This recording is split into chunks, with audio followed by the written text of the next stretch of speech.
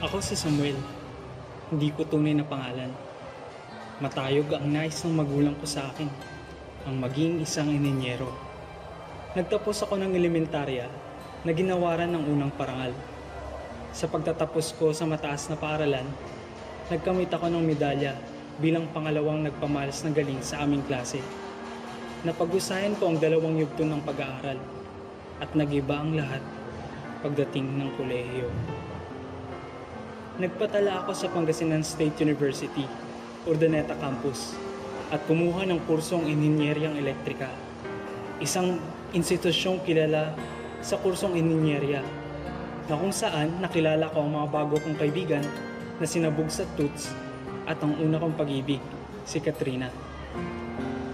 Ang dating libro at kwadernong kaharap ko kapag bakanting oras, ngayon monitor na ng computer.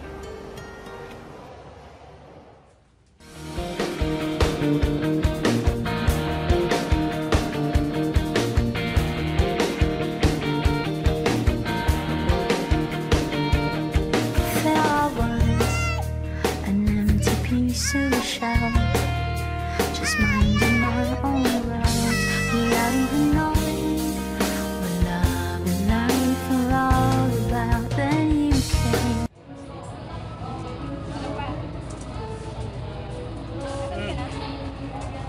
Mayak ka na, diba? Hindi ka mag-review? Saka naman, hindi ako siya kong project eh. Hindi sana pagko-computer ang inaasok pag-uwi. Hindi sana hindi ka nagkakaroon ng requirements mo ngayon. Ma, hindi na ako nagko-computer eh. Sige na, tapusin ko ito. Okay, bye. Love you. Miss, talo na naman. Ano ba yan? Ano ba na naman? Akin na si Kwento mo. Wala akong pera eh. Pakipay na lang kita. Okay. Uy, pakopya din ako mamaya. Ha? Libre ko ka sa bar. Mamayang gabi, ayos ba yun? Call kami dyan. O sige ba? Halo, may si Kwento.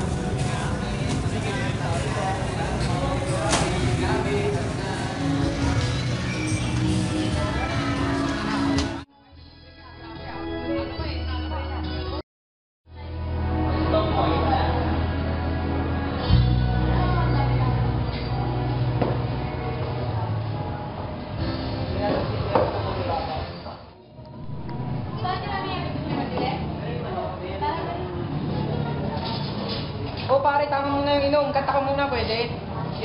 Sandali lang. Sige lang pare, sige lang pare. Sige lang pare.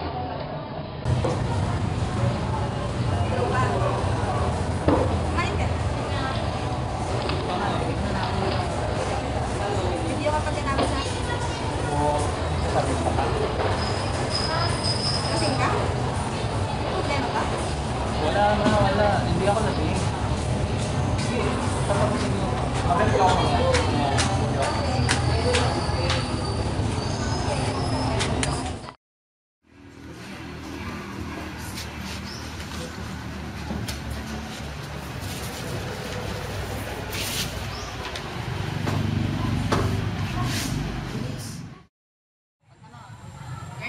Kayong nag-iisip.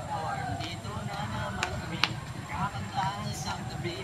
Tulad namin, mga daon na Grabe naman yung kinakanta nyo. Hindi ko makalimutan ko ngayon. Anong araw? Magbigay ka. Kahit ano, wag lang yan. Ang pakit-pakit naman. Grabe. Ayun kasi.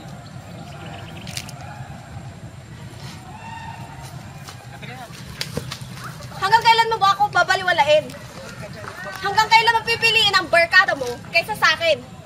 Hanggang kailan? Hindi ko alam kung hanggang kailan. Pero ang alam ko, hanggang dito na lang tayo. Katrina, pag-usapan natin to. Usap bang gusto mo? Ayun o, mga barkada mo, mag-usap-usap kayo. Katrina!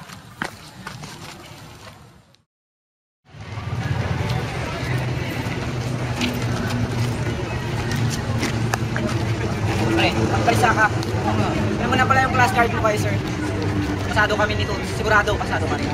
Sige, tulog ka lang muna. Sige, doon muna kami. Sige, tol.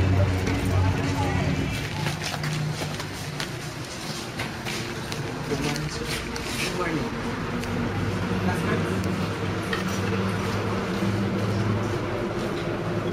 Masyadong mababa ang final exam ng Mr. Stone. I'm sorry but I cannot do anything. Hindi na ako nakapagsalita. Tumulo na lang aking luha. Kung sino pa ang mga kumopya, sila pa ang pumasa. Dahil pa sa kanila'y nawala aking sinisinta. Hindi ko natagalan, kaya mas piniling lumipat ng paaralan. Nagpatala akong muli sa parehong kurso sa Urdaneta City University. Sa una ay nahirapan akong iayon ang aking sarili. Akala ko, mas madadalian na ako sa aking mga aralin. Ngunit ganun pa din, napakahirap. Datapwat nahirapang ibalik ang pagtitiwala. Walang mga kaibigan at kaibigan, kaya ang pag-aaral ay natutukan. Magandang hapon po sa ating lahat. Umpisan na po natin ang ating halalan para sa ating organisasyon na JAS. Umpisan po natin ang paghalala o pagnomina ng posisyon na presidente. Sino po ang nais na magnomina? Tuwing nagaganap ang halalan sa mga organisasyon, kung hindi presidente, ay vice presidente ang naluluklokang posisyon.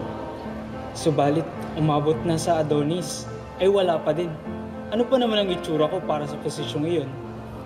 Nadama ko sa mga sandaling iyon na hindi ako mapagkakatiwalaan. Dahil na rin siguro sa hindi ko pagbibigay ng tiwala, lalo pa akong naging mapag-isa. Bagamat kasama ang mga aklat at calculator, iba pa rin kung taong nakakasama. Kung sa math ay may tinatawag na constant, sa buhay din natin mayroong constant, at yun ay ang pagbabago. Kuya, dati kang restorbo. Sabi kasi ni Engineer Erama, sa inyo daw po kami magpagturo ng aralin namin. Kano po ba? Walang pag-aalilangang tinanggap ko ang mga munting hiling ng kapwa ko estudyante. Ang saya ng pakiramdam ng makatulong at makarinig ng salitang salamat. At yung tipong sasabihin sa'yong, Kuya, pahiram nga muna ng utak mo, may exams kasi ako. Kung pwede lang sana, ginawa ko na. Marami pa akong naging kaibigan dahil sa aking pagtuturo. Ang mesa ngayon ay bukas na para sa nominasyon para sa vice-presidente ng ating organisasyon. Sino ang may mga nominasyon para sa posisyon ko? Nice po tumipasok ang pangalan din ako sa meron sa pagkakas. Si Samuel ay nanumina sa posisyong vice-presidente. Are there any nomination? Sino ang may nais mo bumoto kay Mike? Kay Samuel. Sino? Halatado naman ko sa ating grupo. Si Samuel po ang halatado. Nag-uumapaw ang kasiyahan ang aking nadama. Bagaman naging nominado sa pagka-presidente at hindi pinalad, ang posisyon ay baliwala. Matsigit ang pagtitiwala. Ang pagtuturo ko ay nagpatuloy at magpapatuloy dahil 1 taon na lang magtatapos na ako.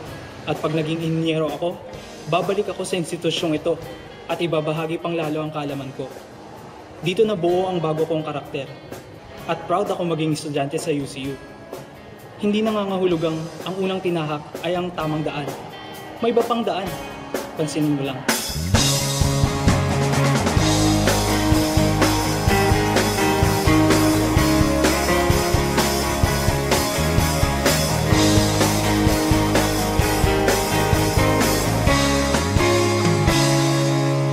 Batang-bata ka pa at marami ka pang kailangang malaman at intindihin sa mundo.